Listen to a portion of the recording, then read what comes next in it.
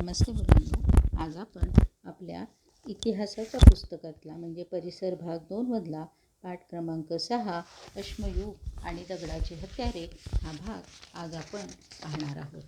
या पाठामध्ये आपण 2 पॉईंट पाहणार आहोत. गरजेनुसार हत्यारांचे आकार आणि प्रकार आणि अश्मयुगीन हत्यारे.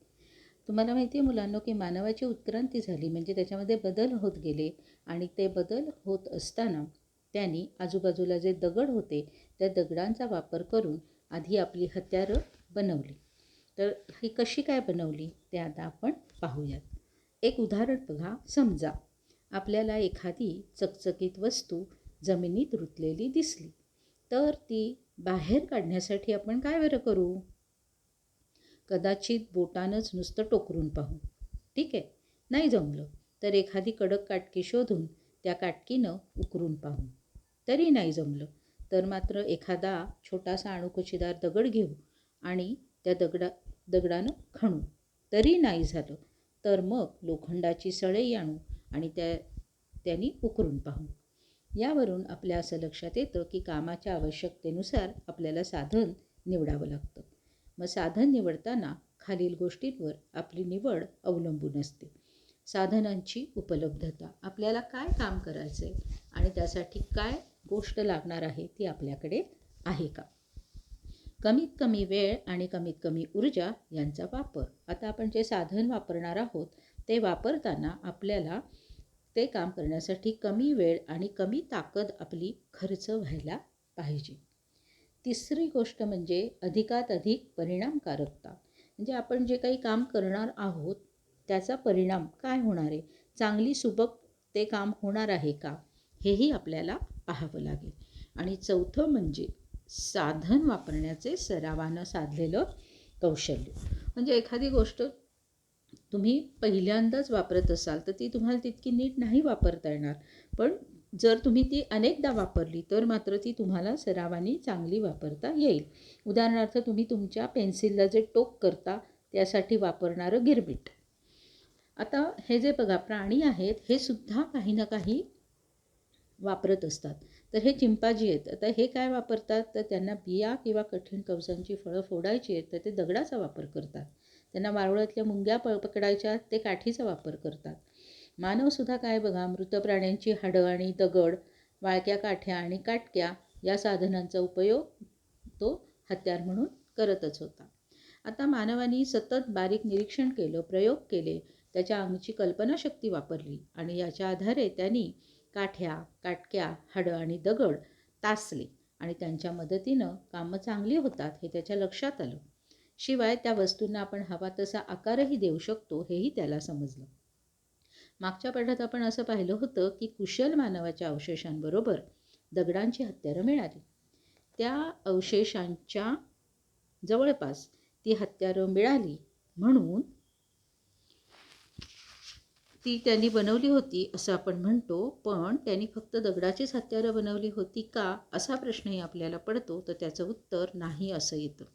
कारण लाखो वर्षापूर्वी मानवानं जी काही हत्यारं बनवली होती त्यातली फक्त दगडाची हत्यारं आपल्याला सापडली. कारण काठ्या आणि काटक्या ह्या नाशवंत असतात, त्यामुळे त्यापासून बनवलेली हत्यारं आपल्याला सहसा सापडलेली नाहीत. मग तुम्ही म्हणाल अश्मयुग म्हणतायत. अश्म म्हणजे काय तर अश्म म्हणजे दगड. ज्या काळातल्या हत्यारांमध्ये प्रामुख्याने दगडाची हत्यारं मिळतात त्या काळाला आपण अश्मयुग असं म्हणतो. या अश्मयुगामध्ये हत्यारांचे आकार आणि प्रकार यावरून या अश्मयुगाचे 3 कालखंड पाडले जातात. ते कोणते ते आता आपण पाहूया. 1 पुराश्मयुग, 2 मध्याश्मयुग आणि 3 नवाश्मयुग. यापैकी पुराश्मयुग हे आता आपण पुराश्मयुगाची माहिती घेऊया.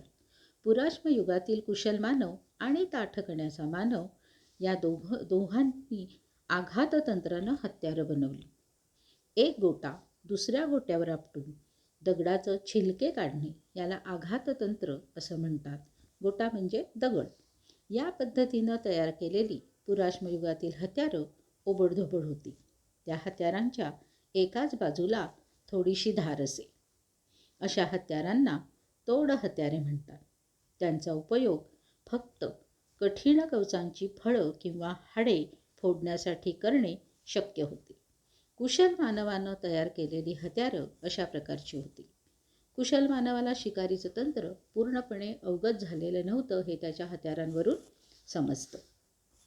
ही हत्यारं तयार करताना छोटे छोटे दगडाचे छिलके पडत असत. त्याचा उपयोग तो कातड्याला चिकटलेलं मांस खरवडण्यासाठी किंवा मांसाचे किंवा इतर अन्नपदार्थांचे तुकडे करण्यासाठी वापरत असे. कुशल मानवाच्या तोड हत्यारांपेक्षा ताठकण्याच्या मानवाने बनवलेली तोड हत्यारं जी होती ती अतिशय प्रमाणबद्ध होती. आता या मानवानी हातकुराड आणि फरशी ही हत्यारं बनवलेली होती. फरशी म्हणजे पसरट पात्याची कुऱ्हाड. प्रमाणबद्ध हत्यार तयार करण्यासाठी ते आधी मनामध्ये साकार व्हावं लागतं. तसं झालं तरच ते प्रत्यक्षात उतरवता येतं. ताठकण्याचा मानव हत्यार घडवण्याआधी त्याचा आकार कसा असावा हे मनामध्ये ठरवत होता. दगडाचे छोटे छिलके काढण्यासाठी त्याने सांबर शिंगासारख्या वस्तूंचा घण वापरला. शिवाय काढलेल्या छोट्या छिलक्यांच्या कडांचे पुन्हा बारीक बारीक छिलके काढून त्याने अधिक पातळ धारेच्या खरवडण्या आणि तासण्या बनवल्या. म्हणजे तो कामाच्या आवश्यकतेनुसार वेगवेगळी हत्यारे वापरत होता. सुधारलेल्या हत्यारांमुळे ताठकण्याच्या मानवाच्या अन्नामध्ये विविधता आली आणि त्याला अनेक प्रकारच्या छोट्या मोठ्या प्राण्यांची शिकार करता येणं शक्य झालं. त्यामध्ये प्रामुख्याने हरिण, ससा, गवा असे प्राणी होते. शक्तिमान मानवानं दगडाची हत्यारं बनवण्याच्या तंत्रात प्रगती केली आणि तो आकाराने लहान अशी हत्यारं तयार करू लागला. बुद्धिमान मानवानं दगडी हत्यारं करण्याच्या तंत्रात क्रांती म्हणजे फार मोठा बदल घडवून आणला. त्याने दगडांपासून लांब आणि पातळ पाती काढण्याचं तंत्र विकसित केलं. या लांब पात्यांपासून तो सुरी, तासणी, टोचा, छिन्नी यासारखी विविध प्रकारची हत्यारं बनवत असे. हत्यारं आणि इतर वस्तू तयार करण्यासाठी हा बुद्धिमान मानव गारगोटीच्या वर्गातले दुर्मिळ दगड, हस्तिदंत यासारख्या वस्तूंचा उपयोग करू लागला होता. बुद्धिमान मानवानं हत्यारं बनवण्याचं तंत्र, परिसराचं ज्ञान आणि अन्न मिळवण्याचं तंत्र यात बरीच प्रगती केली होती. त्यामुळं त्याला एकाच परिसरात दीर्घकाळ वास्तव्य करणं शक्य झालं. बुद्धिमान मानवाच्या टोळ्या झोपड्या बांधून राहू लागल्या. काही सामूहिक उत्सवही ते करू लागला होता. बुद्धिमान मानवाने निर्माण केलेल्या अनेक कलात्मक वस्तू, गुहाचित्र यांचा या उत्सवाशी संबंध असावा असं मानलं जातं. बुद्धिमान मानव दागिने वापरू लागला होता. वेगवेगळ्या प्रकारचे शंख, हाडे, प्राण्यांचे दात इत्यादींपासून तयार केलेले त्या काळातील मणी मिळालेले आहेत. अशा तऱ्हेने प्रगत मानवी संस्कृतीच्या वाटचालीची सुरुवात पुराश्म युगातच झाली होती. भारतामध्ये पुराश्मयुगीन हत्यारांचे अवशेष काश्मीरपासून तमिळनाडूपर्यंत विविध ठिकाणी मिळालेले आहेत. पुराश्मयुगीन मानवाचे अवशेष मात्र भारतात फारसे मिळाले नाहीत. मध्य प्रदेशातील होशंगाबादजवळ नर्मदा नदीच्या काठावर हथनोरा नावाचं गाव आहे. या गावाच्या परिसरात अश्मीभूत कवटी आणि खांद्याचं हाड यांचे अवशेष मिळाले. ते अवशेष पुराश्म युगातील एका स्त्रीचे आहेत. त्याखेरीज पुद्दुचेरीजवळ असलेल्या एका गावाच्या परिसरात अश्मयुगातील एका बालकाची अश्मीभूत कवटी मिळाली. अफगाणिस्तान आणि श्रीलंका या देशांमधूनही पुराश्मयुगीन मानवाचे काही अवशेष मिळालेले आहेत. महाराष्ट्रातील पुराश्मयुगीन स्थळांपैकी नाशिक जवळचं गंगापूर आणि नेवाशाजवळचे चिरकी नेवासा ही स्थळं प्रसिद्ध आहेत. गंगापूर हे गोदावरी नदीच्या काठावर आहे, तर चिरकी नेवासा हे प्रवरा नदीच्या काठावर आहे. मध्याश्मयुग. मध्याश्मयुगातील बुद्धिमान मानवाचं पाऊल आणखी पुढं पडलं. त्याने कुत्रा माणसाळवला. मध्याश्मयुगामध्ये हवामान आणि पर्यावरणातील बदलांमुळे मानवाची जीवनपद्धती बदलू लागली होती. बुद्धिमान मानव शिकारीबरोबरच पशुपालन आणि नैसर्गिकरित्या उगवलेल्या धान्याची कापणीही करू लागले होते. त्यामुळे ते वर्षातील काही काळ एके ठिकाणी वस्ती करून राहत होते. त्यांच्या आहारात विविध वनस्पतींचा समावेशही झाला होता.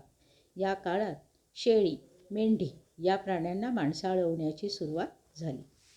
या सगळ्याचा विचार करता मध्याश्म युगातील बुद्धिमान मानवाला शिकार, मासेमारी, कापणी, तोडणी अशा अनेक प्रकारच्या कामांसाठी विविध प्रकारच्या वजनाने हलक्या आणि दीर्घकाळ टिकतील अशा हत्यारांची आवश्यकता होती. लाकडाला किंवा हाडाला खाच करून त्यात तो नखाएवढी छोटी पाती ओळीने घट्ट बसवत असे. अशा तऱ्हेने तो सुरी, विळा यासारखी अवजारे बनवत असे. भारतात अनेक ठिकाणी मध्याश्मयुगीन अवशेष मिळाले आहेत. राजस्थानमधील बागोर, मध्य प्रदेशातील भीमबेटका, गुजरातमधील लांघणज आणि महाराष्ट्राच्या जळगाव जिल्ह्यातील पाटणे ही काही महत्त्वाची मध्याश्मयुगीन स्थळं आहेत. नवाश्मयुग. नवाश्मयुगात घासून गुळगुळीत केलेली दगडाची हत्यारं घडवली गेली. नव्या प्रकारची हत्यारं घडवली जाण्याचा काळ म्हणून त्याला नवाश्मयुग असं नाव दिलं गेलं. नवाश्मयुगापर्यंत शेती आणि पशुपालन करणे ही नित्याची जीवनपद्धती झाली. शिकार करणे हे निर्वाहाचे प्रमुख साधन न राहता ते शेतीला आणि पशुपालनाला पूरक असे साधन बनले. भारतामध्ये अनेक ठिकाणी नवाश्मयुगीन संस्कृतीचे अवशेष मिळालेले आहेत. आता ते कुठे मिळालेले आहेत ते आपण पाहूयात. भारतामध्ये गंगेच्या खोऱ्यात तसेच दक्षिण भारतातही नवाश्मयुगीन संस्कृतीची अनेक स्थळे उजेडात आलेली आहेत.